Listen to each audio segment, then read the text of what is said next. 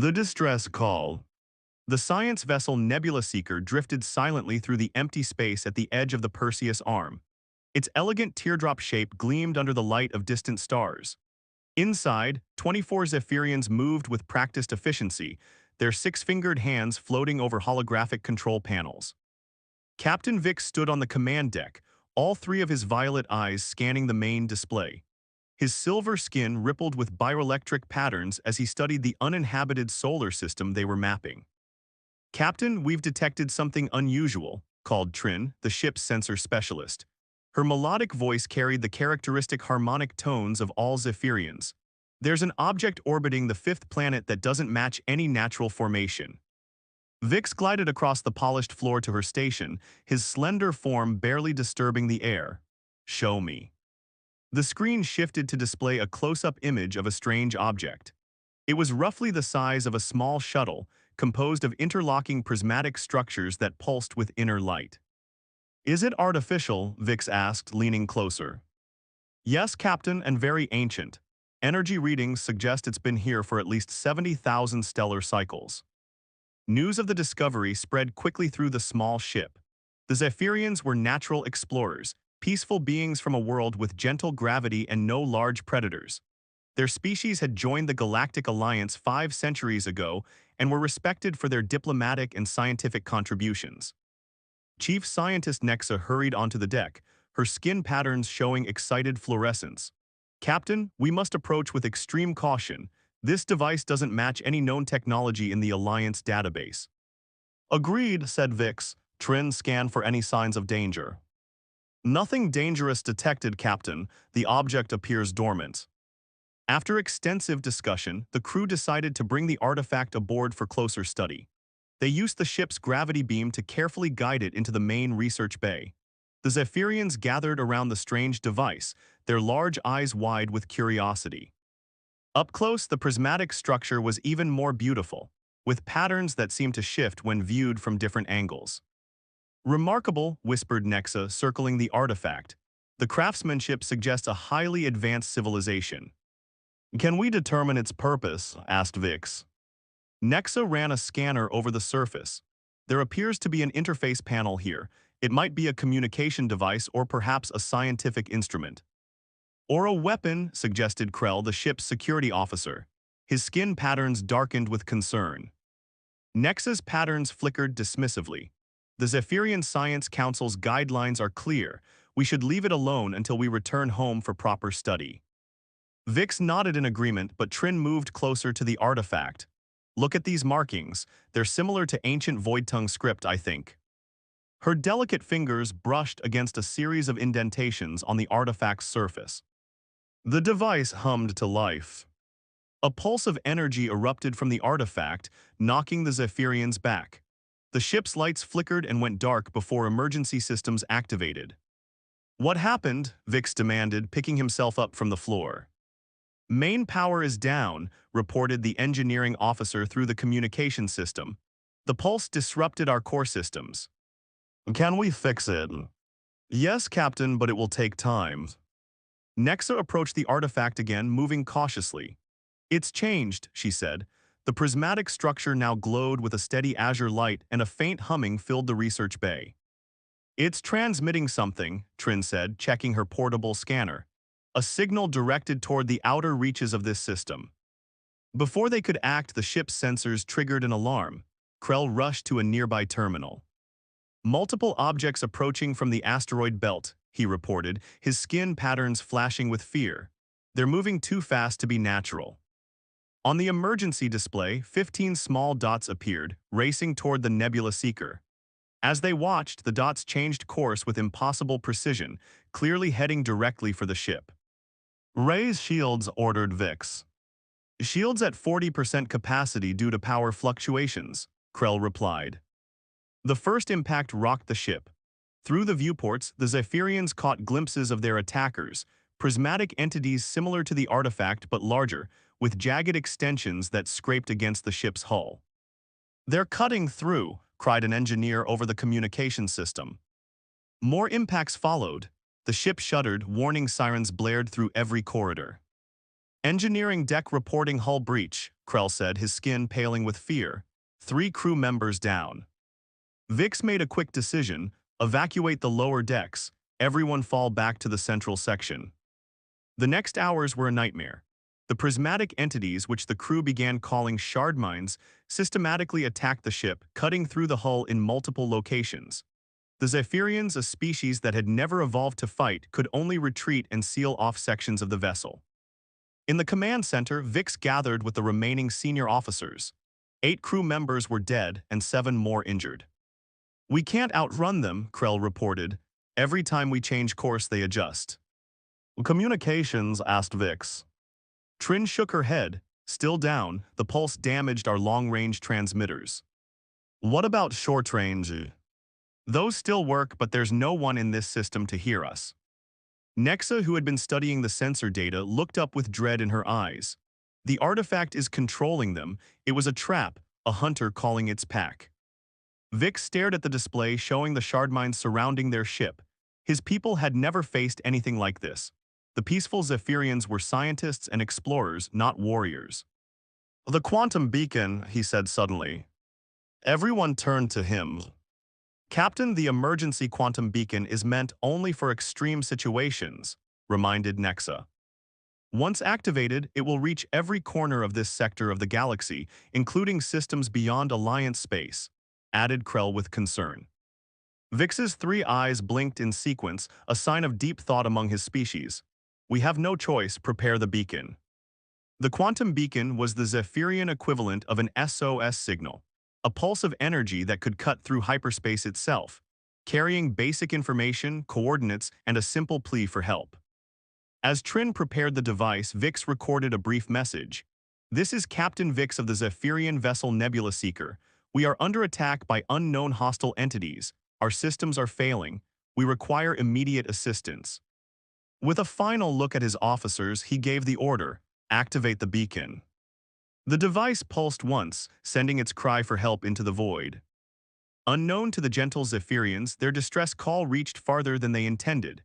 It passed through Alliance space, where bureaucrats began the slow process of authorizing a response mission. But it also reached a region most species avoided, the quarantine zone containing a notorious planet called Earth. On the United Earth Defense Force vessel Defiant, Commander Jace Harper was completing his patrol of the outer colonies when his communications officer called him to the bridge. "Commander, we've intercepted an Alliance quantum beacon. It's a distress call." Harper studied the simple message and coordinates.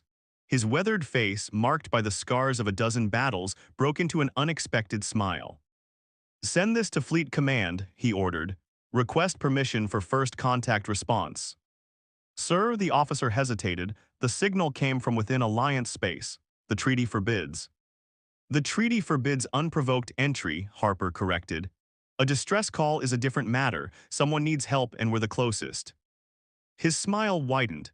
"It's time the galaxy remembered why you should never fear a human's arrival, unless you're the one causing the trouble." The message from Commander Harper reached Earth Defense Force headquarters within hours. Inside the massive underground complex beneath the Urals, red alert lights flashed as officers rushed through corridors. Admiral Octavia Reeves stood in the center of the war room, her dark hair streaked with gray, her cybernetic left eye glowing softly. 25 years of military service had left her with enhanced reflexes and a reputation for making impossible decisions. She studied the holographic display showing the distress call's origin. "Confirm location," she ordered. A young officer responded. "Confirmed, Admiral. The signal originated in System X-763, 15 light-years beyond our border with Alliance space." Reeves nodded, and response time for the nearest Alliance rescue vessel. "Based on our intelligence, at least 72 hours. We could be there in 14. The room fell silent. Everyone knew what was at stake. Humanity had been isolated for decades after their first disastrous meetings with alien species. The galaxy feared them, called them Deathworlders because Earth, with its high gravity, extreme weather, and dangerous wildlife, produced beings that seemed unnaturally strong and resilient to other species. Reeves turned to Colonel Dmitry Volkov, her second-in-command. "Your assessment." The colonel, a tall man with a prosthetic arm, spoke decisively. Perfect opportunity to demonstrate our value to the Alliance. They see us as monsters. Let's show them that monsters can be heroes too. Reeves tapped her fingers against the command console, considering, "Get me the Secretary General." The call was brief. 20 minutes later, Reeves stood before her top officers, now with full authorization. "Operation Outstretched Hand has been approved," she announced. "We're sending a response fleet to answer the distress call. This will be humanity's first official contact with Alliance species in 31 years. We will show them who we really are." Screens around the room displayed 5 ships, the newly commissioned battle cruiser Horizon and 4 support vessels.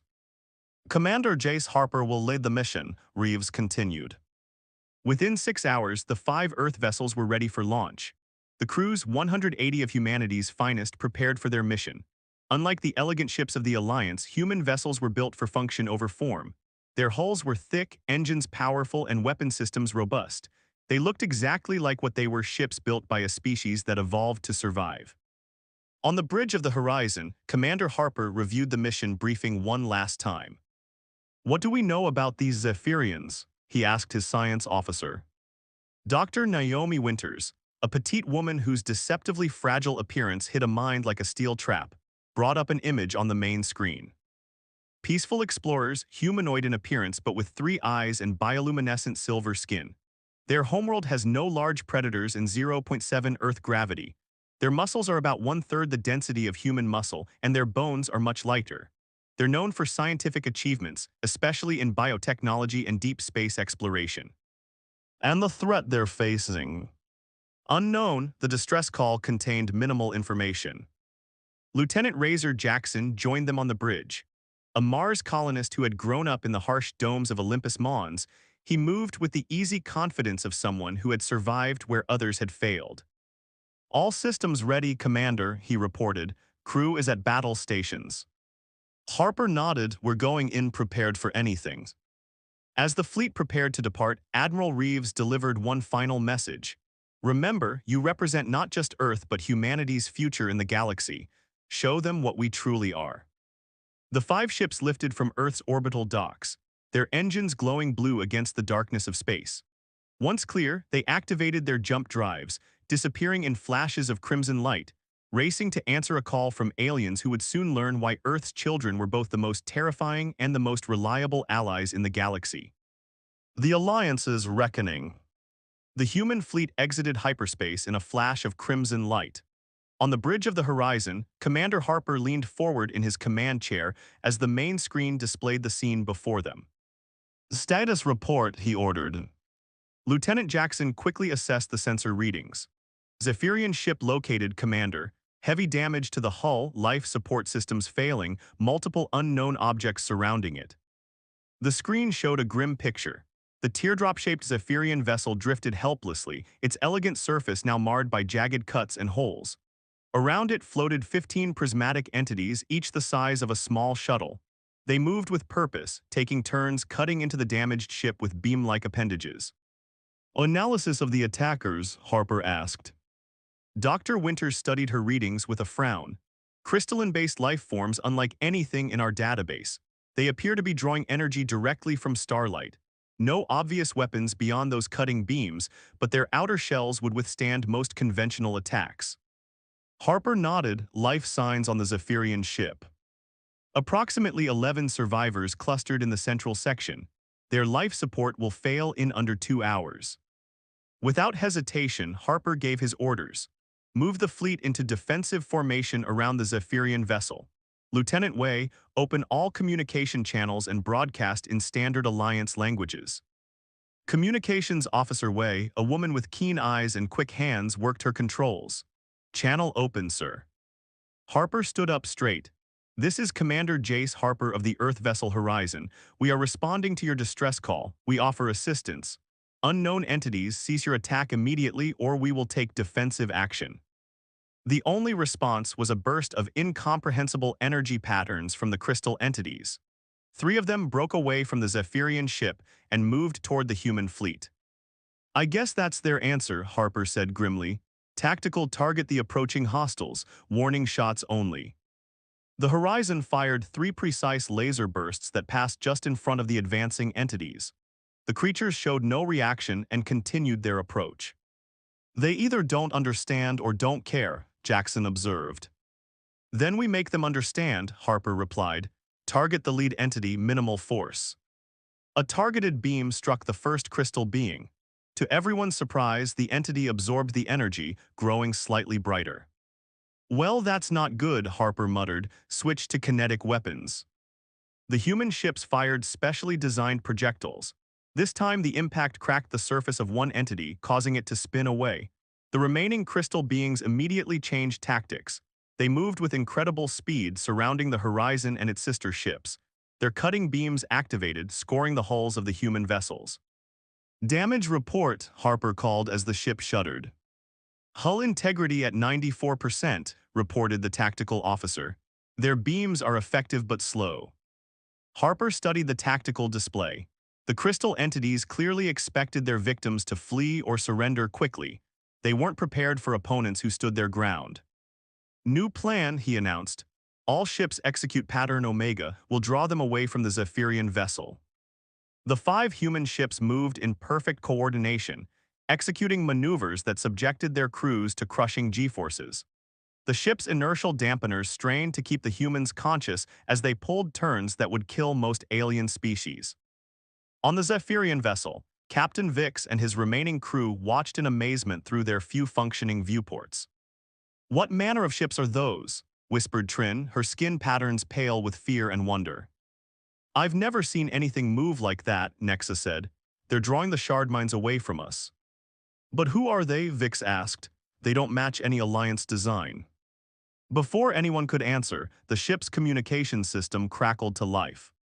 "Zephyrian vessel, this is Lieutenant Fiona Blackwell of Earthship Horizon. We're sending a rescue team to evacuate your crew. Please prepare for boarding." The word Earth sent a wave of new fear through the Zephyrians. "Deathworlders," gasped Krell, "we've summoned Deathworlders to our aid." Captain Vix swallowed hard. Every Alliance species knew about humans, the quarantined species from the high-gravity, high-oxygen planet filled with predators and poisons. Beings so dangerous they had been isolated from the rest of the galaxy. "We have no choice," Vix said finally. "We accept their help or we die here." Outside, the battle continued. The human ships had identified the crystal entity's weaknesses and adjusted their weapons accordingly. Specialized sonic disruptors now targeted the shard mines, causing their crystalline structures to vibrate and crack. Meanwhile, a shuttle launched from the horizon, protected by 2 fighter craft. It maneuvered toward the damaged Zephyrian ship, dodging debris and the remaining shard mines. Inside the shuttle, Lieutenant Blackwell briefed her rescue team. The 6 humans wore specialized combat suits that enhanced their already formidable strength and endurance. "Remember, the Zephyrians are physically fragile compared to us," she warned. "Move carefully around them. One wrong move could break bones." The shuttle docked with the Zephyrian vessel. The humans cut through the airlock and entered the alien ship. They moved with practiced efficiency, their helmet lights illuminating the darkened corridors. The interior was beautiful, or had been before the attack. Smooth curves and flowing designs now marred by damage and emergency barriers. The humans followed their sensors toward the life signs. When they reached the sealed central chamber, Blackwell spoke through her suit's external speakers. "Zephyrian crew, we're here to help. We're opening your door now." The humans cut through the final barrier and found themselves facing 11 terrified aliens. The Zephyrians pressed back against the far wall, their 3 eyes wide with fear, skin patterns flickering erratically. Captain Vix stepped forward, trying to hide his trembling. "I am Captain Vix. We thank you for responding to our distress call." Blackwell removed her helmet, revealing her human face. The Zephyrians gasped at the sight. To them, her dense muscle structure and heavy bone features looked terrifying. "Lieutenant Fiona Blackwell, United Earth Defense Force," she said gently. "We need to move quickly. This section of your ship is losing pressure." As if to emphasize her point, the ship groaned around them. A support beam cracked and began to fall toward 2 injured Zephyrians. Without hesitation, one of the human soldiers lunged forward and caught the massive beam with his enhanced suit, holding it up with a strength that amazed the watching aliens. "Please," Blackwell said, extending her hand toward Vix. "Trust us." The Zephyrian captain stared at the human woman. Everything he knew about Deathworlders told him to fear these beings. Yet here they were, risking their lives to save his crew. "We trust you," he said, taking her hand carefully.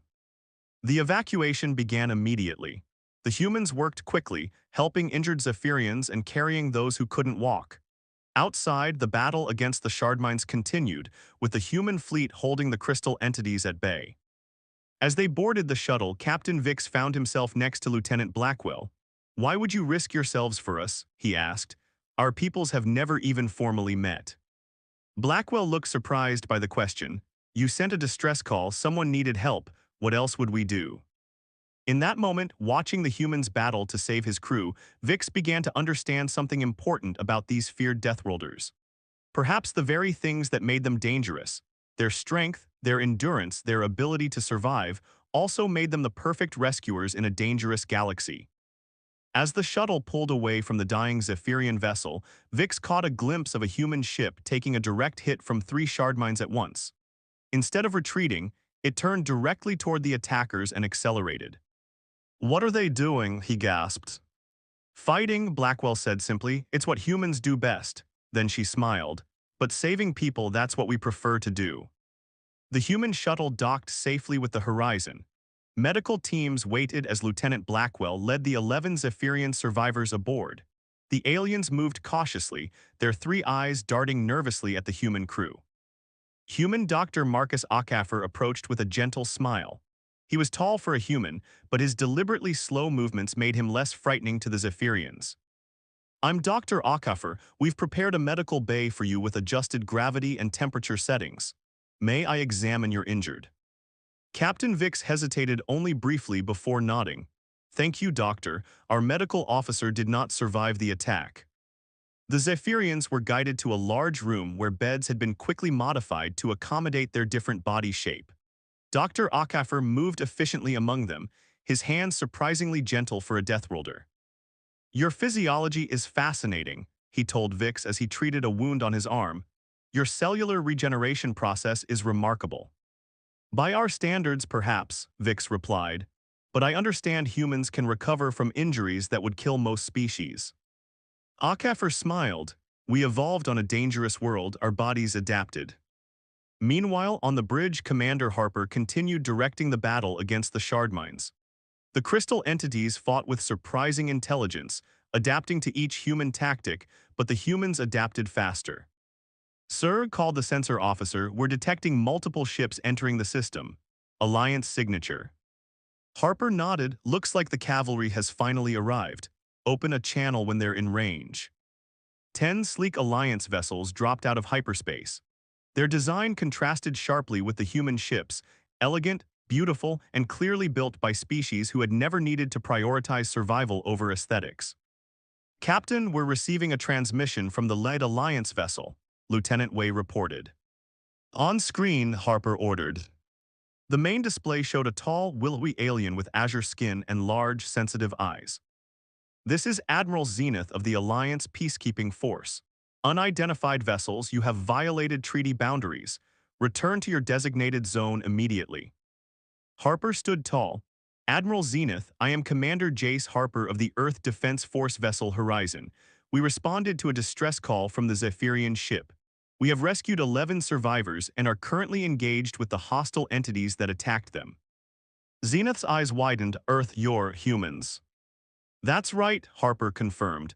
"And we'll be happy to return to our designated zone once these people are safe and the threat is neutralized." The Alliance Admiral appeared flustered. "You have no authority here, the treaty clearly states." "The treaty also allows for emergency response to distress calls," Harper interrupted. "Check Section 12, Paragraph 3, we're legally within our rights." Before Zenith could respond, the Shardmines detected the new arrivals. 6 crystal entities broke off from attacking the human fleet and sped toward the Alliance ships. "Admiral," Harper warned, "you need to raise your shields. These entities are hostile." But the Alliance commander cut the transmission. On screen, Harper and his crew watched as the Shardmines reached the unprepared Alliance ships. Their cutting beams sliced easily through the elegant hulls. "Their shields are failing," Jackson reported, having returned to the bridge. "Their hulls are thinner than ours." Harper didn't hesitate. "Move to intercept. All ships protect the Alliance fleet." The 5 human vessels changed formation, positioning themselves between the Shardmines and the Alliance ships. The horizon took a direct hit that would have cut an Alliance ship in half, but only dented its reinforced hull. "Return fire," Harper ordered. "Target the joint areas in their crystal structure." In the medical bay, the Zephyrians watched the battle on a display screen. They saw the human ships absorb punishment that would destroy any Alliance vessel. When a communication came through from Admiral Zenith, Captain Vix answered. "Vix, thank the stars you're alive," Zenith said. "We received your distress call and came as quickly as possible. Did the humans harm you?" Vix blinked in surprise. "Harm us? They saved us, Admiral. We would be dead if not for them." "But they're Deathworlders," Zenith replied, as if that explained everything. "Yes," Vix said, watching the human ships position themselves to protect the Alliance fleet. "And today, that is exactly what we needed." The battle continued for another hour. The human ships systematically destroyed the Shardmines, using tactics and weapons that the Alliance had never considered. By the time the last crystal entity shattered, 3 human vessels were heavily damaged, but all remained operational. Commander Harper received permission to board the Alliance flagship for a face-to-face meeting with Admiral Zenith. He brought Captain Vix with him. In the Alliance ship's elegant conference room, Admiral Zenith waited with a team of security officers. Their nervousness was evident as Harper entered, a living embodiment of the Deathworlder legends. "Admiral," Harper said with a formal bow, "thank you for agreeing to meet." Zenith inclined his head slightly. "You have our gratitude for your assistance, Commander, though your presence here violates numerous treaty provisions." "With respect, Admiral," Harper replied, "the Treaty of Isolation contains specific exemptions for humanitarian response. We came to help, nothing more." "And we would have died without that help," Vix added. His skin patterns displayed determination. "The humans risked themselves to save us and then risked themselves again to protect your fleet." Zenith shifted uncomfortably. "The treaty exists for good reasons, Captain Vix, after the incidents that followed humanity's first contact with the Alliance."